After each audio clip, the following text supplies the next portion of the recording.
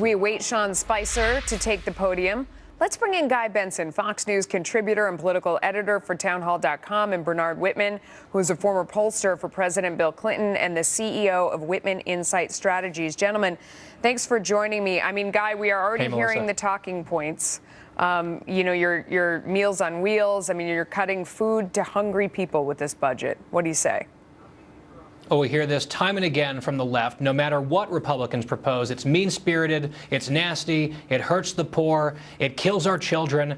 And I just thought that last soundbite that we just heard from Nancy Pelosi was pretty rich. I mean, I guess she is an expert on forcing members to walk a plank for a harmful health care bill. She has some experience in that realm. So, look, some of this is typical partisan fighting.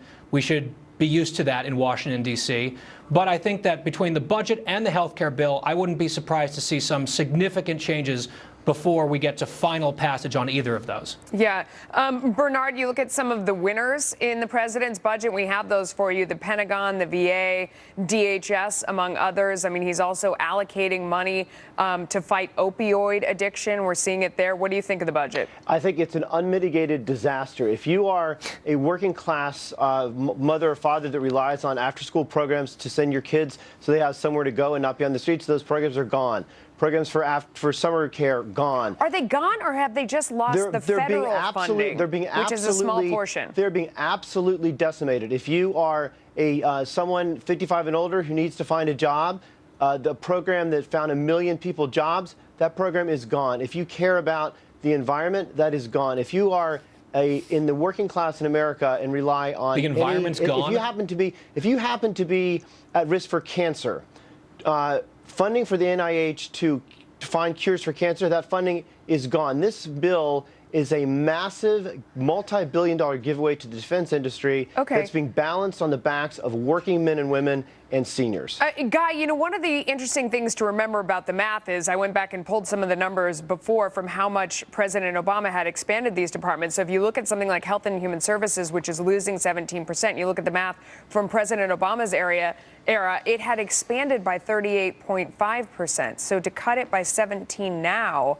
it was already expanded by 38. You're not gutting these things. They're not even going back to where they were before.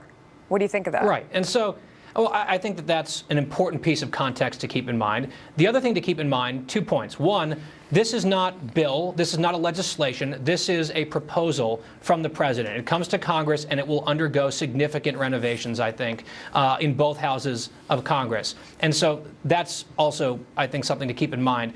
But this is exactly, if you know, it sounds like Bernard's a little bit surprised by this.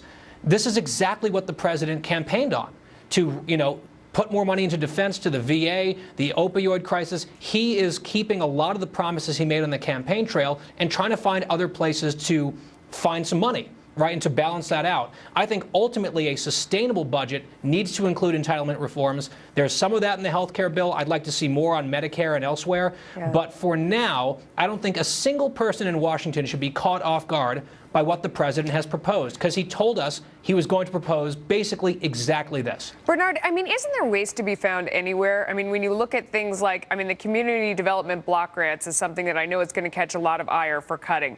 But you look within that program, I mean, out in L.A., they handed out $24 million to a dairy that went bust about a year later, and all that money was gone. It's not all being spent well or wisely. This is taking an axe to something that needs a surgery knife, and I will agree with Guy on this.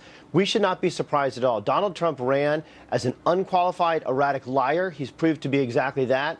His first few months in his administration have been a complete disaster. His health care bill is on life support. His budget is dead on arrival from Republicans. His Muslim travel ban has faced rejection from courts time after time after time. You can't trust what he says. Speaker Ryan called him out for lying about the wiretapping. Now he's changing his story. This man is a dangerous head of state, and his budget reflects that. And all the working class people who voted for him are going to really be in a bit of a pickle when they find out they've got no place to send their kids and no cures for disease. Guy, I'll let you respond to that.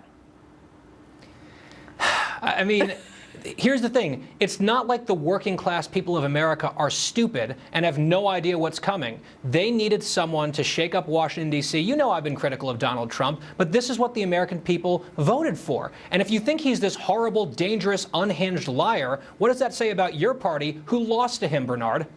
It says we do not have a good message for white working class people, and we better find one in 2018 and 2020 and save the republic from this guy. That's, to be honest, that's exactly how I feel. Okay. Let's end on that note. Thank you, gentlemen. Enjoyed being with both of you. All right.